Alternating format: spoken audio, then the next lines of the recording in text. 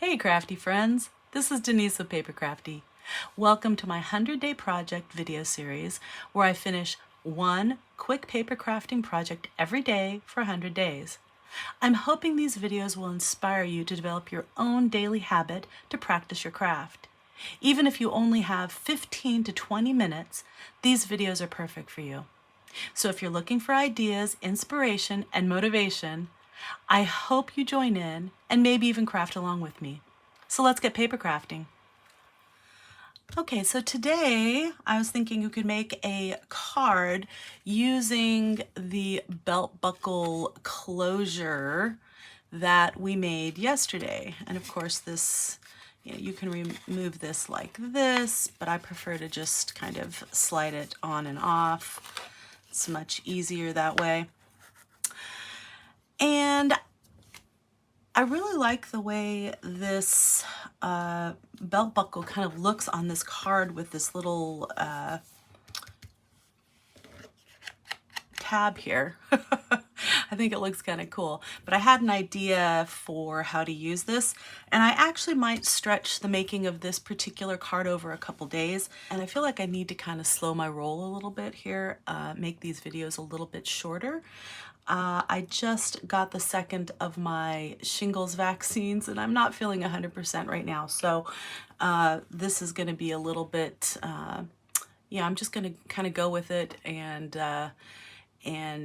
you know, try to make a couple simple videos for the next couple days. So also, I just got the newest collection from the design team, and so I need to start making some samples for that release. So yay, I'm excited about that. So I'm going to continue crafting, but I might not be able to share everything that I make with you guys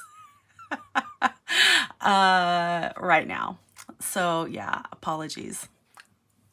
Okay, so as much as I love the way this little belt buckle turned out, I don't really think that it kind of matches the theme that I've got going with our nature journal series.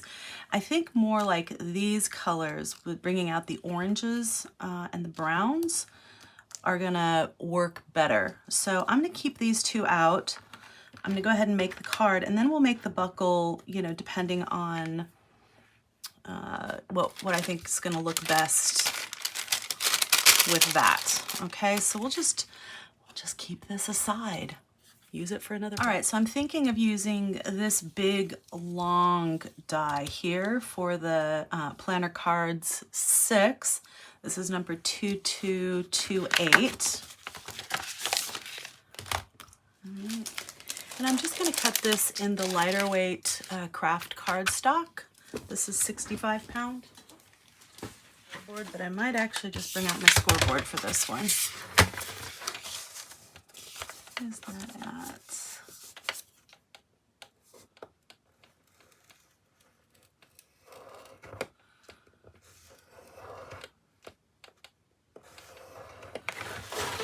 Okay.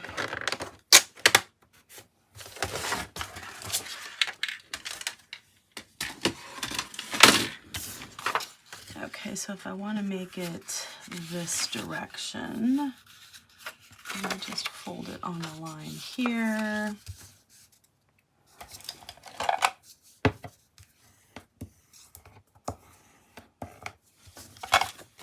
Okay, yeah, that looks really good. Look how cute that looks. Let's see, I've got a bunch of these different things that we could use. I mean, we could use one of those. That doesn't really fit precisely again. Maybe I'll use this one on here on the front. Get this centered. I've got to take off, I don't know what, half an inch? Yeah, just cut off half an inch. We'll see how that turns out.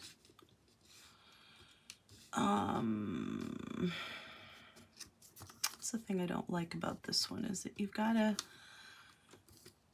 kind of know where it is you want to cut. Okay, so let's go down 1/2 inch right here.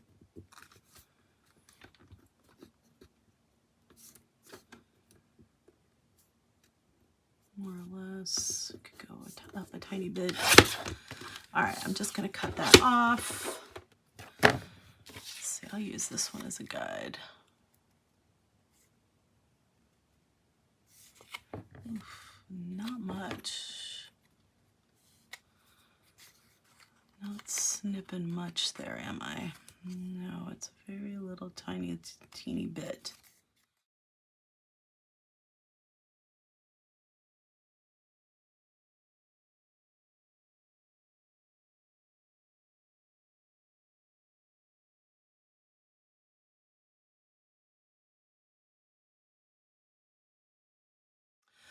Okay, so I used walnut stain to edge all of them, so I'm just going to go ahead and do that on this one as well. I'm just taking some papers out of my daughter's old history, social science, social studies, you know, these Mead folio pad things. So she didn't use the whole thing, so I figured, well, I'll use the paper. Why not? Why not? I'm not going to throw that paper away. So I just took about, I don't know, a handful of those. I guess I could even up the edges a little bit. I don't normally love evening up the edges. I'm not that concerned about it, but in this case, I'll make an effort.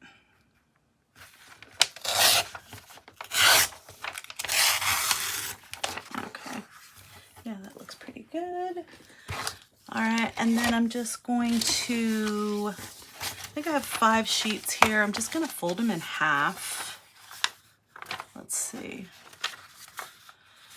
So when it's opened, I want, yeah, that line to be on the left. So this is the way to fold them.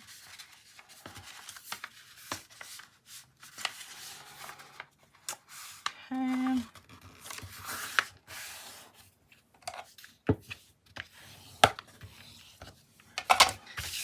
And that'll kind of fit in right there, so it'll be just about perfect. Okay, and I only want this to be, let's see, how tall are these? This is 3.5. So if I make them 3 1/4, that would be just about right. So I'm just gonna go to there, and I like this big kind of top area here. So right below this line is good. Just right.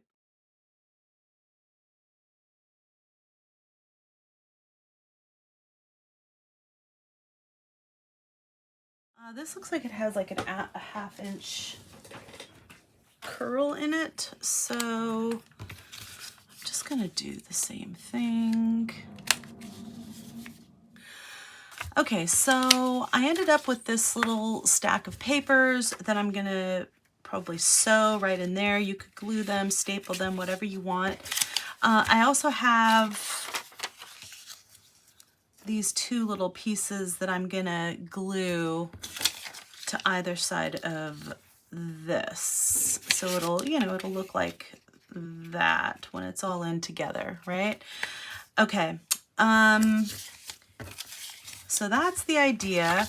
I want to zhuzh this paper up a little bit here. So I'm just going to take some of my inks. I just have like some speckled egg in Distress Oxide, in the regular, some Stormy Sky, and then maybe a little bit of Rusty Hinge and some walnut stain. So I'm just going to do like the Distress Oxide. And then some of that. This doesn't look like it got much in the middle. So put that there. A couple little Stormy Skies here.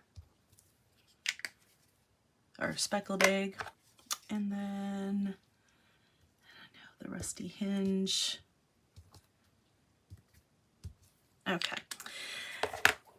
And all I'm going to do is take my water bottle and just kind of spritz this very lightly. I don't want, you know, a lot of water on this. I don't want this to be a super, super wet process here. Just kind of want to get up some of these colors. And I'm going to start by taking none of these papers that I have here and just kind of go in there, and you can see this now is looking very blocky, right? So if you do nothing, that is what that's going to look like. Then the second generation should be a little less blocky. So I'm just going to kind of, you know, dab the papers here and there.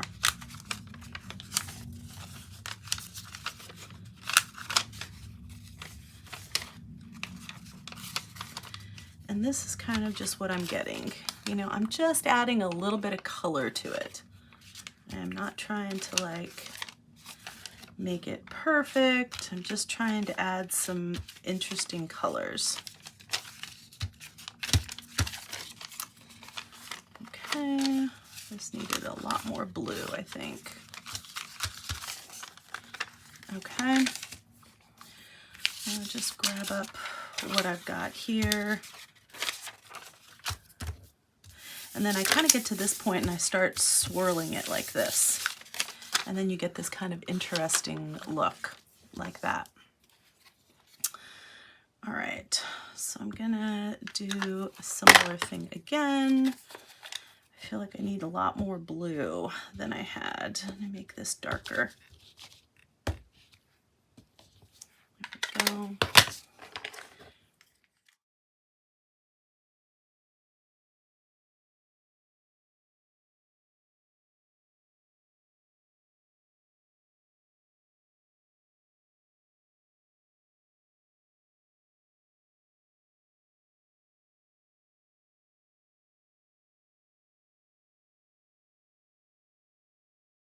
Okay, so I came across a beautiful thing that I've got to include in this, because this is like, you know, herb garden stuff.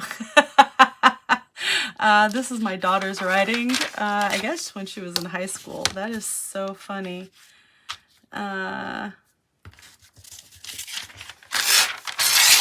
But yeah, now I've got to include this. It's super cute. I mean, it's paper that would have just gone in the garbage otherwise, right? I'm gonna just go in with these papers like this. Really, I love this look too. It's very pretty. And I'm just gonna have a whole bunch of these papers that I can use for, you know, other cards and projects and stuff. But you see how I'm number one, kind of drying up the colors a little bit and spreading them around. So normally I do this whole process after I have, you know, inked something else up. And this is just something that I do, you know, to get up the extra ink. But with this one, I'm actually just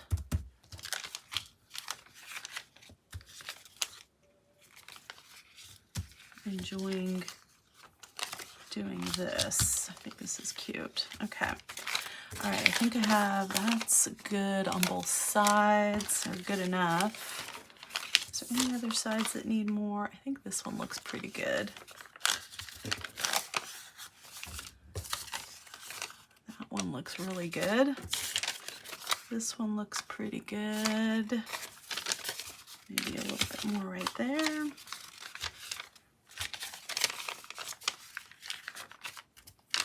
Right there. These look just fine. All right, oops. They go this way, that direction. All right, That looks good. This looks good.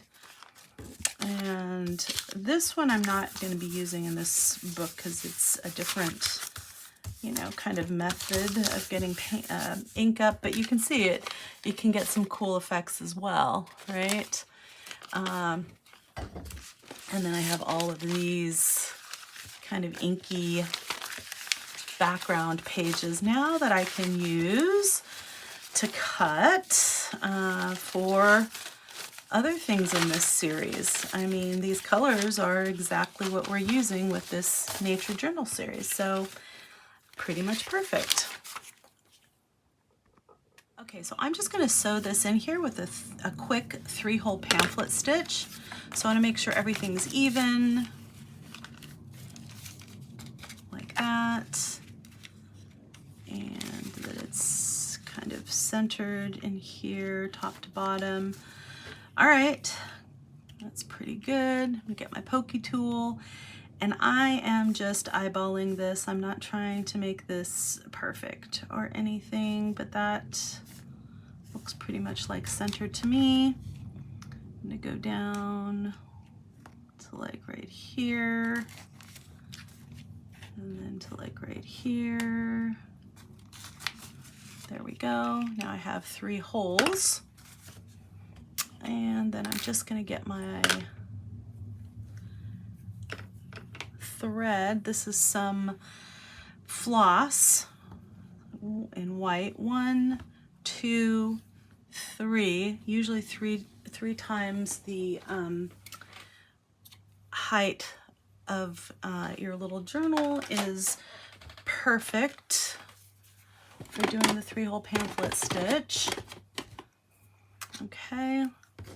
This hole may be big enough that I don't even need the threader. There we go. Yay. All right. And I'm gonna, you know, I'm gonna start it in the center, and I'm gonna just poke that right through like that. I want to leave, you know, enough there hanging down so that it doesn't pull back through. Then I'm going to go through this hole here, and there's not that many pages in here, so it should go through just fairly easily.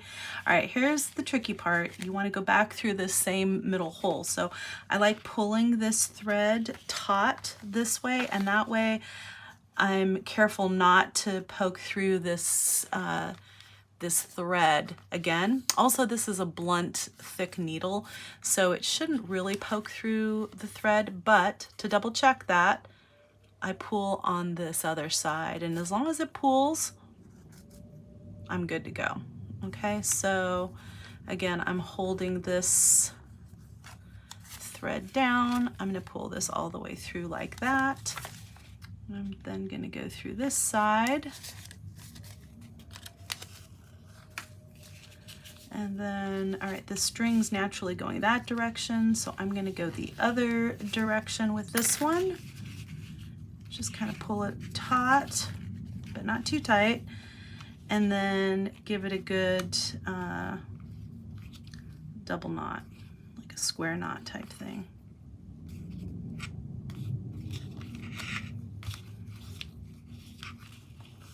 So that's one.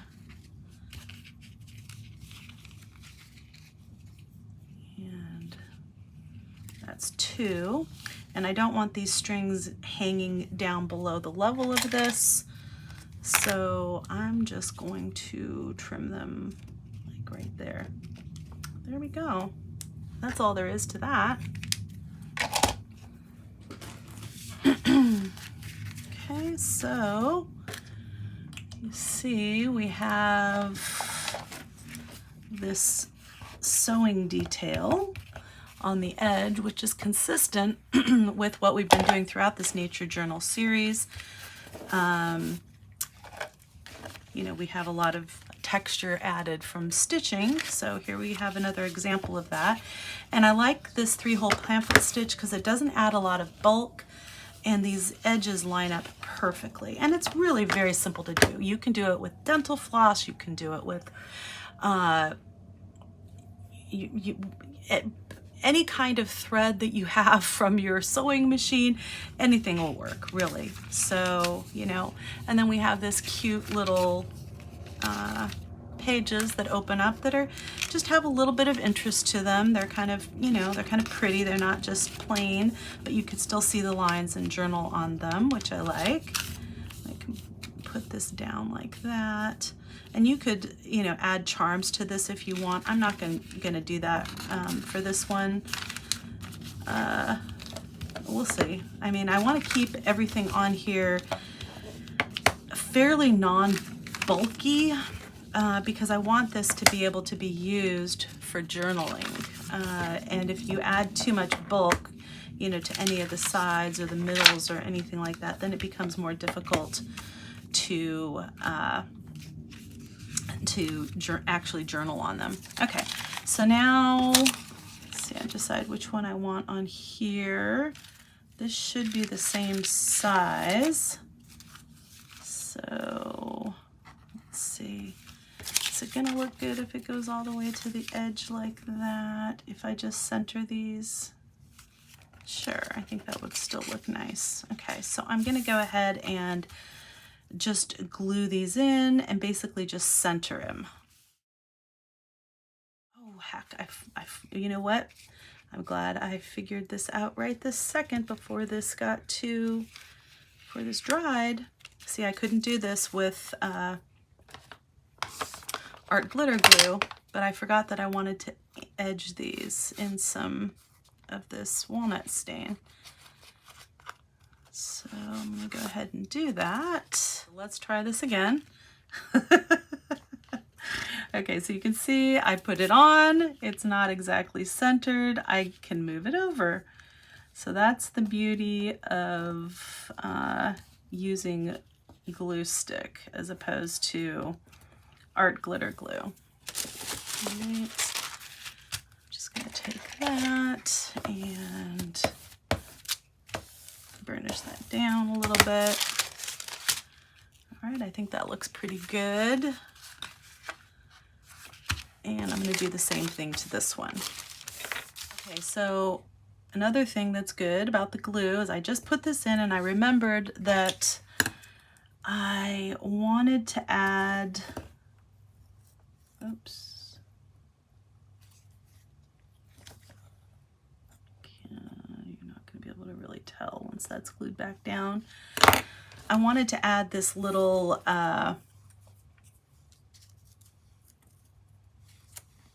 thing here. Yeah, I think that's good.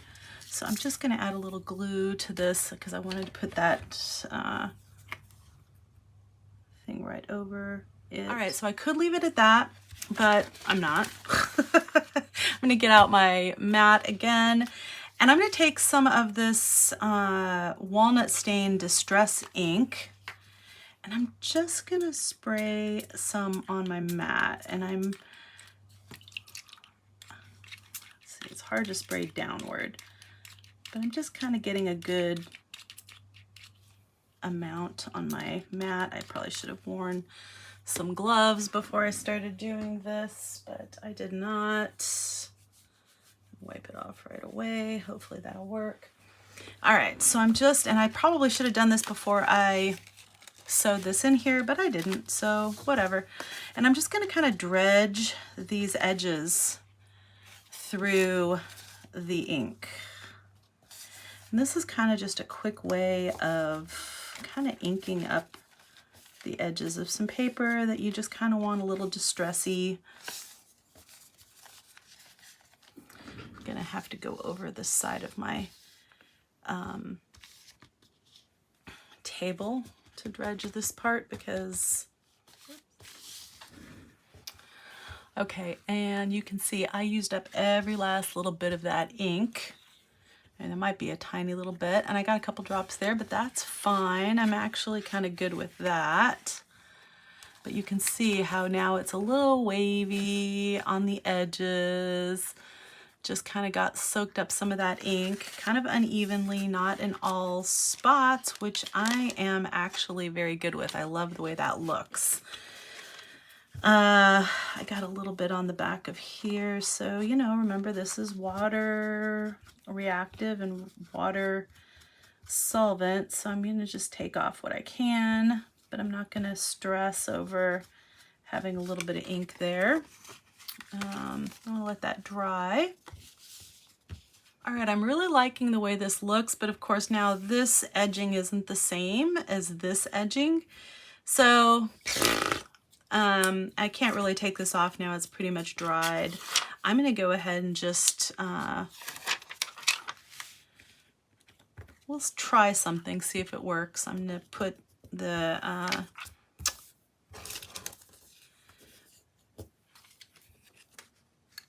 I'm putting my Distress spray on this little pad so I don't spill it when I unscrew the doggone thing.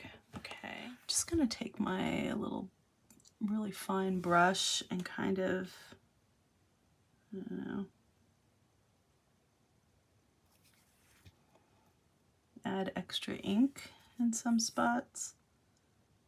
And I'm hoping this doesn't bleed all the way through. So I'm trying not to make it too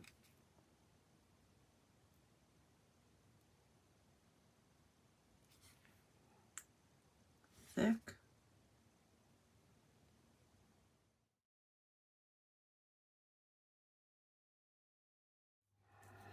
Okay, yeah, that's a little darker, which is what I was looking for. Okay, that's good. I'm gonna let that dry and then I'm gonna do the other side. Okay, I have properly inky fingers. So yeah, I know this has been a success. You can see how we'll end up using the little closure on here to keep this closed. So that's like a really handy little way to kind of keep a little something that could be kind of bulky in your planner card box closed. I'm going to, I think, end this here because I'm going to try to shoot for about 15-minute segments. You can see I edged this, I dried it with my heat tool, and I'm really loving the direction that this is going. It's just kind of inky and messy, but it gives lots of room for journaling, which I really love. And yeah, I'm actually quite pleased with the direction that it's going so far. And you can see this is a really rough process. It just, you know, you can't control it. It gives you what it gives you. And some pages are more than others, but I really love that look. I really do. I think it's really beautiful. And you can tell I did this when I had less ink left on my palette, but I'm good with that too. I mean, I think that, you know, it just kind of all works. And even, you know, fixing this after the fact worked as well. So, and it didn't, luckily it didn't bleed through to the back. So I don't know what's going on. That might just be a piece in the paper. All right, so I'm gonna leave this under a book overnight to kind of, you know, get it to flatten down a little bit. I don't want it quite so bulky. And then we'll work on it some more tomorrow. I hope you enjoyed today's video and that you found some ideas and inspiration to develop your own daily habit and to practice your craft. That is, after all, what the 100-Day Project is all about, that we inspire each other, that we build community, and that we just really get motivated to express ourselves creatively. If you enjoyed today's video, please give this a thumbs up, leave me a comment. I really would love to hear what you're doing and what your plans are for the 100-Day Project, or if you're just enjoying watching everybody's videos, that's okay too.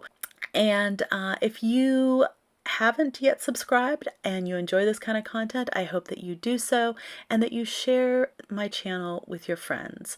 I will continue posting videos for this 100-day project if I get community involvement and people seem to be enjoying these videos. I will continue to do the 100-day project regardless, but I just might not post it on social media as frequently if I don't get that kind of involvement and engagement. I want to thank you so much for joining me today. Again, this is Denise with PaperKraftD, and craft on.